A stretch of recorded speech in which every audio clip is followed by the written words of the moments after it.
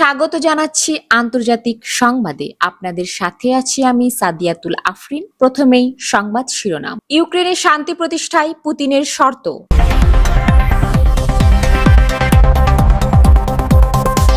গাজার বাসিন্দাদের জন্য সব ধরনের ভ্রমণ ভিসা স্থগিত করল যুক্তরাষ্ট্র।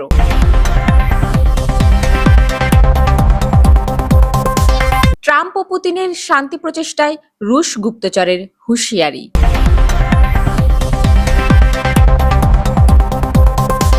ট্রাম্পের পোস্টের পরই বুলডোজারের আঘাত।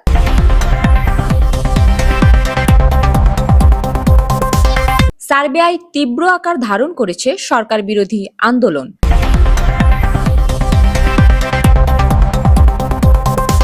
পাকিস্তানের হাতে চীনের উন্নত সাবমেরিন, চিন্তিত ভারত।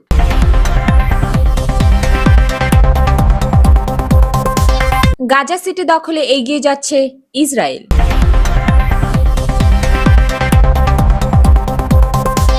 এবার বিস্তারিত। ইউক্রেনের সঙ্গে শান্তি চুক্তির ক্ষেত্রে দেশটির দোনেৎস্ক ও লুহানস্ক অঞ্চলের নিয়ন্ত্রণ রাশিয়ার হাতে ছেড়ে দেওয়া সহ কিছু শর্ত দিয়েছেন রুশ প্রেসিডেন্ট ভ্লাদিমির পুতিন। বিনিময়ে ইউক্রেনের পূর্বাঞ্চলীয় কিছু এলাকার নিয়ন্ত্রণ ছেড়ে দেওয়ার প্রস্তাব দিয়েছেন তিনি। যুক্তরাষ্ট্রের প্রেসিডেন্ট ডোনাল্ড ট্রাম্পের সঙ্গে আলোচনার সময় পুতিন এসব শর্ত দিয়েছেন। এ প্রস্তাব সম্পর্কে জানতে পেরেছে এমন দুই সূত্র রয়টার্সকে এ তথ্য দিয়েছে। গত শুক্রবার যুক্তরাষ্ট্রের আলাস্কা অঙ্গরাজ্যের সামরিক ঘাঁটিতে ট্রাম্প ও পুতিনের বৈঠকের পরদিন এমন তথ্য সামনে এলো। ইউক্রেন যুদ্ধ শুরুর পর এটাই ছিল কোনো মার্কিন প্রেসিডেন্ট ও রুশ প্রেসিডেন্টের প্রথম মুখোমুখি বৈঠক।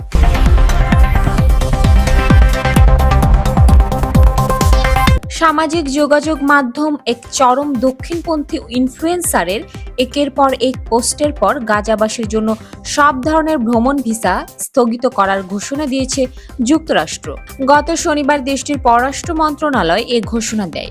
পররাষ্ট্র মন্ত্রণালয় এক্সে এক পোস্টে বলেছেন, সাম্প্রতিক দিনগুলোতে সীমিত সংখ্যক অস্থায়ী চিকিৎসা মানবিক ভিসা দেওয়ার জন্য যে প্রক্রিয়া ও নীতিমালা ব্যবহার করা হয়েছে, আমরা তার পূর্ণ বিস্তারিত পর্যালোচনা করছি।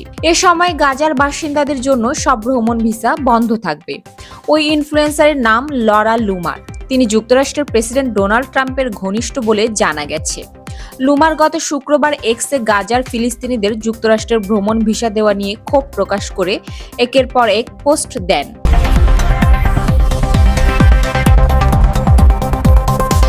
পুতিন ট্রাম্পের আলাস্কা বৈঠকের পর নতুন করে আলোচনা এসেছে ইউক্রেনের যুদ্ধের ভবিষ্যৎ। এ প্রসঙ্গে সাবেক এক রুশ গুপ্তচর সতর্ক করে বলেছেন, শান্তি প্রতিষ্ঠার পথে সবচেয়ে বড় বাধা হয়ে দাঁড়াতে পারেন ইউক্রেনের প্রেসিডেন্ট ভ্লাদিমির জেলেনস্কি। রাশিয়ার বৈদেশিক গোয়েন্দা সংস্থা এসবিআর অবসরপ্রাপ্ত লেফটেন্যান্ট জেনারেল লেওনদের রেশাতনিকভ রুশ সংবাদ মাধ্যম স্পুটনিককে বলেন, পুতিন ও ট্রাম্প দুজনেই মনে করেন যুদ্ধ থামাতে শুধু যুদ্ধ বিরতি যথেষ্ট নয়, এর জন্য একটি পূর্ণাঙ্গ শান্তি চুক্তির দরকার। এখন যুক্তরাষ্ট্রের প্রেসিডেন্ট ডোনাল্ড ট্রাম্পের প্রধান কাজ হলো জেলেনস্কির সরকারকে বিষয়টি মেনে নিতে রাজি করানো। কিন্তু এটি বলা যত সহজ, করা তত সহজ নয়।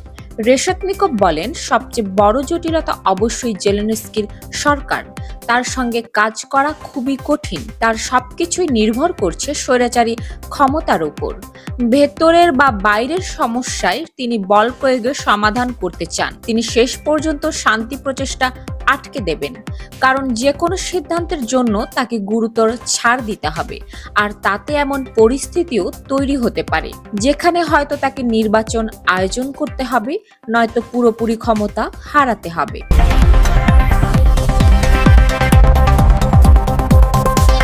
যুক্তরাষ্ট্রের ওয়াশিংটন ডিসিতে গৃহহীনদের একটি বড় তাঁবুর শিবির উচ্ছেদ করেছে শহর কর্তৃপক্ষ। প্রেসিডেন্ট ডোনাল্ড ট্রাম্প গত রোববার তার গলফ ক্লাবে যাওয়ার সময় গৃহহীনদের ওই শিবিরের ছবি তুলে নিজের সামাজিক যোগাযোগ মাধ্যম ট্রুথ সোশ্যালে পোস্ট করে লেখেন, এই গৃহহীনদের অবিলম্বে এখান থেকে সরে যেতে হবে। ট্রাম্পের এ পোস্টের 4 দিন পরই বুলডোজার দিয়ে গৃহহীনদের ওই তাঁবু উচ্ছেদ করেছে শহর কর্তৃপক্ষ। এ ঘটনায় একদিনেই অন্তত 11 জন গৃহহীন তাদের আশ্রয় হারিয়েছেন। ট্রাম্পের পোস্ট করা একটি ছবিতে দেখা গেছে এক ব্যক্তি নিজের তাঁবুর পাশে একটি ভাঁজ করা চেয়ারে বসে আছেন। পরে জানা যায় তার নাম বিল থিউডি। থিউডির তাঁবুও উচ্ছেদ করা হয়েছে। এখন তিনি আশ্রয়হীন।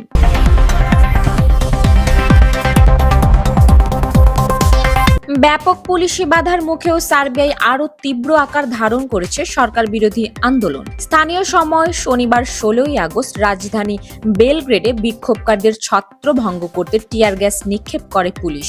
ভ্যালিয়েভো শহরের ক্ষমতাসীন দল সার্বিয়ান প্রোগ্রেসিভ পার্টি এসএনএস এর কার্যালয়ে লক্ষ্য করে হামলা চালায় বিক্ষোভকারীরা। কার্যালয়ে পাথর ছড়ে জানালা ভেঙে ফেলে এবং ভাঙচুর চালায় তারা। কেউ কেউ নিক্ষেপ করে বাজি ও ফ্লেয়ার। বেশ কয়েক মাস ধরে বিক্ষোভ চললেও সম্প্রতি আন্দোলনকারীদের উপর পুলিশের নির্যাতনের অভিযোগ ওঠায় ব্যাপক মাত্রায় ছড়িয়ে পড়ে ক্ষোভ। এতদিন শান্তিপূর্ণ আন্দোলন চললেও বুধবার রাতে সংঘর্ষে আহত হয় 27 পুলিশ সদস্য ও প্রায় 80 জন বেসামরিক নাগরিক। এছাড়াও আটক করা হয় 47 জনকে। এরপর থেকে বেড়ে চলেছে আন্দোলনের তীব্রতা।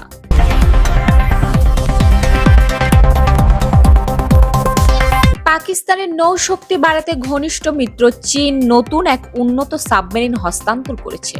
8টি হ্যাঙ্গর শ্রেণীর সাবমেরিনের মধ্যে তৃতীয়টি বৃহস্পতিবার চীনের হুবেই প্রদেশের উহানে আনুষ্ঠানিকভাবে পাকিস্তান নৌবাহিনীর কাছে হস্তান্তর করা হয়। চলতি বছরের মার্চে দ্বিতীয় সাবমেরিন সরবরাহ করেছিল বেইজিং। রোববার 17 আগস্ট এক প্রতিবেদনে এ খবর দিয়েছে ইন্ডিয়া.com। প্রতিবেদনে বলা হয়েছে এটি পাকিস্তানের জন্য একটি বড় কৌশলগত অর্জন বলে মনে করা হচ্ছে, কারণ আধুনিক অস্ত্র উন্নত সেন্সরযুক্ত এসব সাবমেরিন ভারত মহাসাগরে শক্তির ভারসাম্য রক্ষায় গুরুত্বপূর্ণ ভূমিকা রাখবে বলে পাকিস্তান নৌবাহিনী আশা করছে। পাকিস্তানের deputy chief of Naval staff vice admiral Abdul Samad বলেছেন, হ্যাঙ্গর শ্রেণীর সাবমেরিনের অত্যাধুনিক অস্ত্র ও সেন্সর আঞ্চলিক শক্তির ভারসাম্য টিকিয়ে রাখতে সহায়ক হবে, সামুদ্রিক স্থিতিশীলতা নিশ্চিত করবে।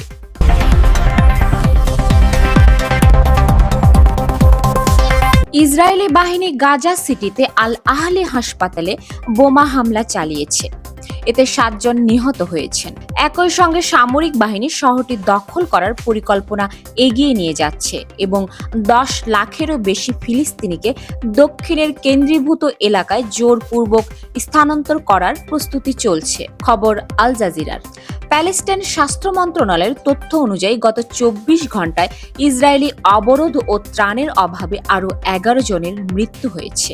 এ পর্যন্ত মৃতের সংখ্যা বেড়ে দাঁড়িয়েছে 251 জনে, যাদের মধ্যে 108 জন শিশু। ইসরায়েলে হাজার হাজার মানুষ তেল আবিবে বিক্ষোভ করছে। তারা গাজায় যুদ্ধ বন্ধের এবং হামাসের কাছে বন্দী রাখা ব্যক্তিদের মুক্তির দাবি করছে। আন্তর্জাতিক পর্যায়ে এ নিয়ে নিন্দার ঢেউ চলছে। বিশেষ করে আল জাজিরার সাংবাদিকদের হত্যার পরে এই মাত্রা আরও বেড়েছে। ইসরায়েলের গাজা যুদ্ধের ফলে এখন পর্যন্ত অন্তত 61,827 ফিলিস্তিনি নিহত এবং 1,55,275 আহত হয়েছেন। এছাড়াও 7 অক্টোবর 2023 সালের হামাসের হামলায় ইসরায়েলে 1,139 জন নিহত ও 200 এর বেশি মানুষ বন্দী হয়েছিলেন।